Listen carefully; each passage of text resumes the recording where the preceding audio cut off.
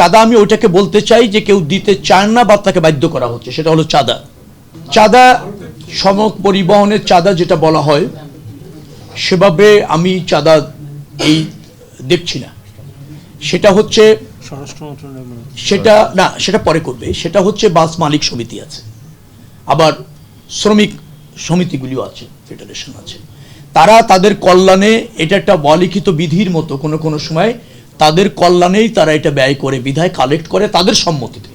চাঁদা আমি ওইটাকে বলতে চাই যে কেউ দিতে চায় না বা তাকে বাধ্য করা হচ্ছে, সেটা হলো চাঁদা।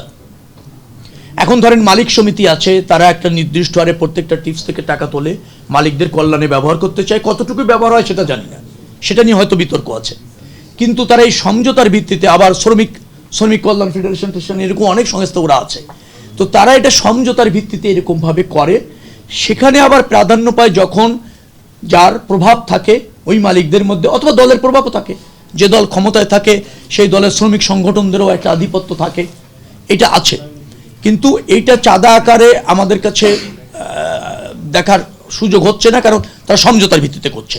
চাঁদাবাজি এরকম যদি কেউ করতে আসে, তা কোনো সুযোগ নেই, কোনো সুযোগ নেই। যোগাযোগ মন্ত্রণালয়ের অধীনে বা যে সমস্ত জায়গা আছে সেখানে বাইরে থেকে কেউ চাপ প্রয়োগ করে চাঁদা নেবে, অনৈতিক সুবিধা নেবে, সেই সুযোগ নেই। কিন্তু মালিকরা যদি সমঝোতার ভিত্তিতে ওটা করে, সেটাও আমরা তাদের সাথে কথা বলে দেখব যে সেখানে কেউ ডিপ্রাইভ হচ্ছে কিনা এবং সেই অর্থের অপব্যবহার হচ্ছে কিনা, সেটা আমরা দেখব।